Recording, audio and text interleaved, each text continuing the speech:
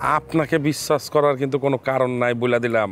ভাই আমি মাফ চাই, আমার আর আপনি বিশ্বাস করতে হবে না। কুবের ভাই কিছু মনে করবেন না, আমি কিন্তু এই আমাকেও বিশ্বাস করি না।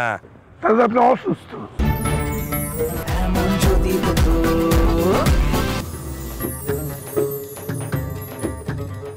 বলছিলাম কি কুবের, ছবিটা নিয়ে না আমি অনেক চিন্তিত।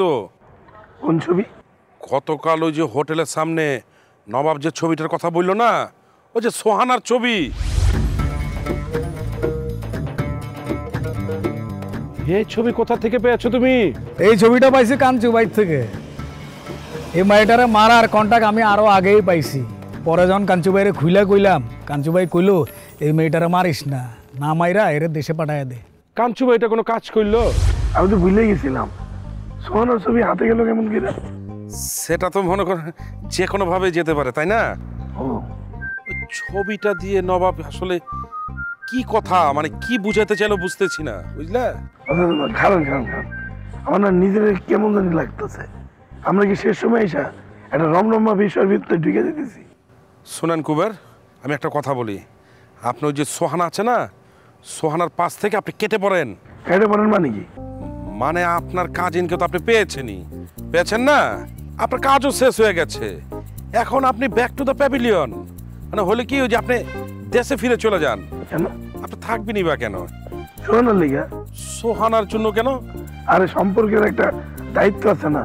আপনার সাথে সোহানার কিসের রিলেশন গো?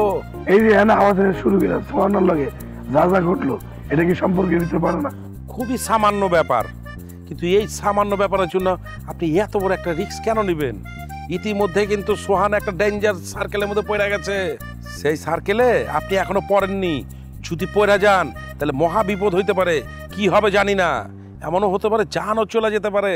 আরে দূর, সবকিছু এত গভীরভাবে নিয়েন না তো। সোহানা কিন্তু ইতিমধ্যে হুমকি পেয়ে গেছে, আপনার সামনেই তো পেল।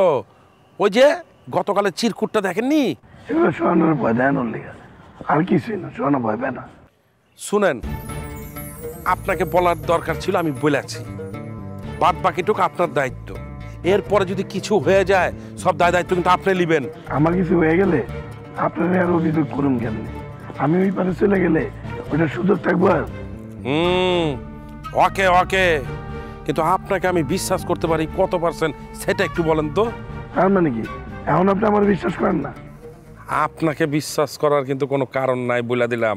ভাই আমি মাফ চাই, আমার আর আপনি বিশ্বাস করতে হবে না। কুবের ভাই কিছু মনে করবেন না, আমি কিন্তু এই আমাকেও বিশ্বাস করি না। তাহলে আপনি অসুস্থ। হ্যালো চাচি। হ্যাঁ হ্যাঁ হ্যাঁ কুবের, মায়া কোথায়?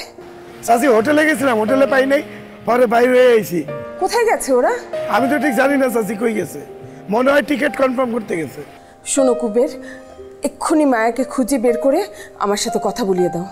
কিন্তু চাচি ওরা যে কোথায় গেছে এটা তো ঠিক আমি জানি না। কুবের, ব্যাপারটা খুবই সিরিয়াস, তুমি একটু খোঁজ করো না, হোটেলের আশেপাশে কোথাও খোঁজ করে দেখো পাও কি না। জি চাচি। আচ্ছা, মায়ের কাছে কি কোনো মোবাইল নেই? চাচি আছে কিনা জানি না, মানে আমার কাছে ওর কোনো নাম্বার নাই। উফ, কি যে করো না কুবের, ওর নাম্বার আছে কিনা সেটাই তুমি জানো না? চাচি আপনি দুশ্চিন্তা করেন না, আমি দেখতেছি ভাইয়া কোথায়। কুবের, যেভাবেই হোক ওদেরকে খুঁজে বের করো, আর ছেলেটার সামনে কিন্তু তুমি কিচ্ছু বলবে না, ওকে আড়াল করে মায়ের সাথে আমার কথা বলিয়ে দাও। জি চাচি। চাচি কি হয়েছে একটু কম তো? পরে বলছি তোমাকে, তুমি আগে মায়ের সাথে আমার কথা বলিয়ে দাও। জি চাচি। মায়াকে তুমি বলবে, আচ্ছা থাক, তুমি মায়াকে খোঁজো, হ্যাঁ খুঁজে বের করে আমার সাথে কথা বলিয়ে দাও।